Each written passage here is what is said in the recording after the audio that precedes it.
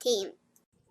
Hey there guys, this is Malorian and this is going to be the Orc Tactical Team, and today we're talking about the good old stunties and how I believe the Dwarves are prone and set to really take over the tournament scene and do extremely well in the current meta. So before I go any further, let's get some definitions. What is the current meta? Well, right now we just had the End of Times come out. We have the whole thing where tournaments are starting to run, the 50% allowed lords and heroes. We have the Undead Legion coming out and all the rest of it. And the question is at this point now, what's really going to do extremely well? And one of the things that we saw starting to build up going into this current meta were armies, say, like the one that Anthony from the Sustainable Center was running, which was really, in my part, when I ran Bretonians, it was, just lances, lances, lances, lances, lances. But what he was able to do was put characters across the front, 6 dice savage beasts, and there you go. Super characters, you can only attack the guys in the front, can't do anything else. Hey, I win. Hey, I have a lot of ranks. Boom, I win. And I've been starting to see that in other places too, where characters are taking more and more, trying to fill up the front.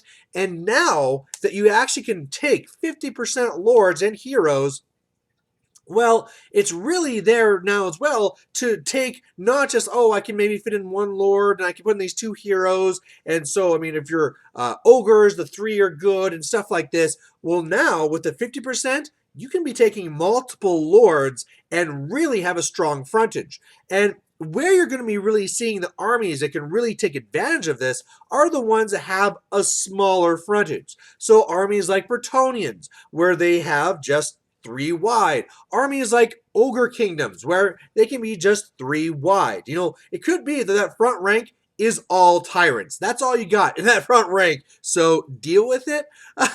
But otherwise, you can also have armies that do very well if those lords take up more space. Now, armies like the Warriors of Chaos, they can be putting their stuff on demonic mounts, and it's really taking up a bigger block, and they can really fill up that front there, but they're not getting lookout sirs. Now, the dwarves are in a very, very interesting position, because for the dwarves, we have this nice thing called our shield bearers. Basically, we get 2 little, unfortunate souls to go and have to hold up a massive shield. The dwarf lord gets himself on there, and that's his mount. Now, what this mount does for you is gives you extra attacks, basically, 2 extra wounds, and the biggest part is that instead of being 1 model, you're now 2 wide. So your frontage extends, and then as well, it also makes it so that you're still infantry. So if a cannon goes plowing through you, look out, sir. I don't know how he's moving out of the way. Maybe like another dwarf jumps on like a trampoline and gets hit by the cannon or something. But either way, the dwarf lord, which covers that area, also gets that lookout, sir. Now, if that was it, if that's all it was, oh, okay, that's cute, whatever, no big deal.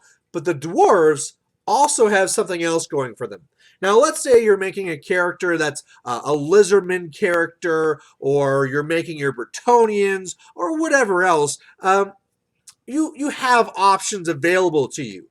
For the lizardman, really, if you want to have a really good save, the easy way is go into a cold one, but then you have to worry about the whole thing about, lookout sirs and stuff. But you have this finite amount of choices you can give them. Sure, you have your big rule book inside the big red book with all the different items, and you can kind of mix these things, but truly, to try and be offensive and defensive, there's not very much you can go for. Okay, great, I have a 1+ save, I have a 4+ ward. If I want to really be killy, I have to do this, I have to do that. You can't really extend that on to other characters. You have one really good build, and then the other one is kind of like, it gets worse from there. The dwarves, they have the rune system. Now, the nice thing about the rune system is that, well, twofold. First of all, you can come up with so many different combinations. Whereas, for the main rule book, you can do all these different things. When you start looking at the runes and how you can have, 3 different runes and all the combinations you can do with that, it is astounding the amount of possibilities that are there. Now, on top of this as well is the whole idea that you can also semi-duplicate the same ones as well. So you can't really take exactly the same thing. So any combination of runes can only be taken once. But if you want to take extra toughness, you have multiple combinations you can do to get that toughness. So it's not like, okay, this is my one tough guy and that's really it. No, you can have your whole front rank being very tough. And a very key part of this too is in the last book, only your general could be on shield bearers. That's gone now. That is gone. You can now just, if you're a dwarf lord, okay, 40 points, you're on shield bearers. So if you really want to, you can take 2 of these lords, kit up to be very tough, and they're blocking 4 out of the 5 spots. Your 5th one can either be, oh, that's the unit champ if you want to allow 1 spot there, or maybe that's where your rune priest is going to be. And you can make your rune priest or rune lord or whatever also very tough. Hey, if you really wanted to, you could say, ranks aren't that important. I want to make everything super tough. It's just going to be 3 dwarf lords, all on shield bearers. I'll be 6 wide. You can only fight, though, there's 3 different models. But I think overall, it's better to go with 2 of those double dwarf lords and then 1 something else in the middle.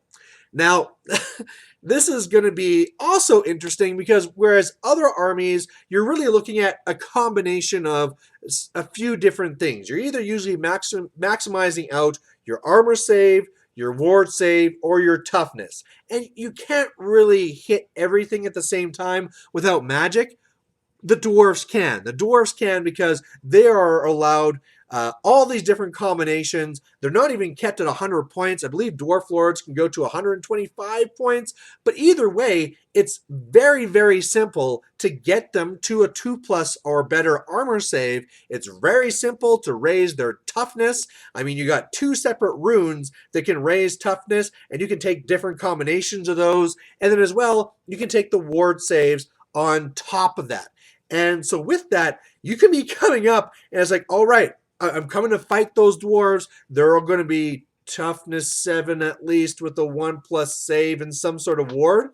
I mean, good luck trying to hit these guys. And if you even wanted to, you also have another weapon where I'm -1 to hit. So you're going on that one too. You basically have these like Nurgle dwarf lords. Now, is this really crazy? Is this very insane?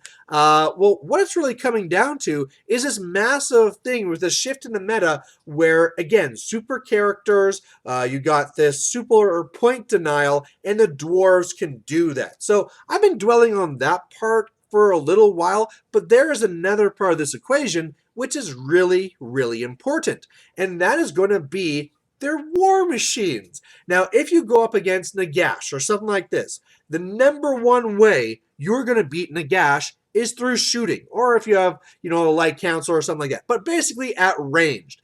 And dwarves, with their war machines, which can also be runed, and, if you have some ethereal coming at me, I just got to put a rune on one of these. Okay, I got a magical organ gun. Okay, where's the hex race? They're dead. So they really have all the counters they need to be dealing with these things as well. If you have other characters coming in, and in order to get what they need, oh, that Scarvet or the Old Blood is on a cold one. Guess where that cannon's going? Right through his heart. And it's one of these things where I didn't want to really believe this is going to be a good way of playing this, but the more and more I watch different battle reports, or I have a local Lizardman guy here that's been cramming it down my throat, it really is the powerful way of doing it, having that block with the characters in the front, so that's all you can attack, and now that 50% just makes it even stronger. So one of the things that I just saw just before I put this up is that Anthony from the Sustainable Center just put up a video talking about how he is starting dwarves. Now, I already started this at the beginning saying that Anthony was doing very, very well with Bretonians of any army because he was going with the characters in the front and off you go. Now, I am very keen, and if you're watching this, take up this torch and run with it. I want to see what type of lists Anthony is going to be running to do the same type of theme. Because clearly, if he already has this in his mind, this is the way he's building it, here you go. Here is this. So, Anthony, very interested to see what you're going to do with this. To everybody else, I'd be interested to hear from you guys. Am I right? Am I way off? What are your predictions for how this meta shift is going to take us inside of the Warhammer Fantasy and Dwarves? Where are they going to slot in this? Are you the same as me, where I think, wow, Dwarves are going to be way up here? Or do you believe that Dwarves are like, they're okay, but they're middle, or just like a little bit up here, like the 66th percentile?